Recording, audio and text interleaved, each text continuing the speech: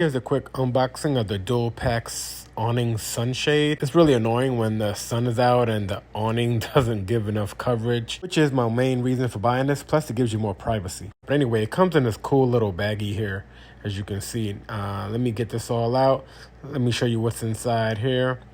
Put the carrying bag down. Here we have the little bag with the accessories. You have the stakes for the ground. You have 5. Then you have the little bungees, high quality bungees with the little ball at the end. 1, 2, 3, 4, 5 of those. An instruction manual. Now, this is really high quality feel. It has a cool little patch and it has very small holes, which provides privacy and more shade.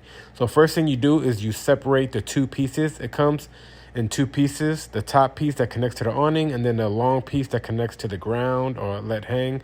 You look for your little entry point on your awning, the little opening part, and you slide the little piece of plastic through there like so, and you feed it basically all the way through. And it's not that easy to feed. You're going to have to like wiggle it and slide, wiggle it and slide and pull. So it's a little bit of a process, but it's really easy. No tools necessary at all. You just got to have a little patience and just wiggle it till you get it all the way to the end like so. And this one was a little bit bigger than what I needed. But if you like scrunch it up a little bit, you can make it fit. So I recommend that you purchase one closest to your awning size. Anyway, you attach the bottom part, just zip it up just like a zipper, easy peasy.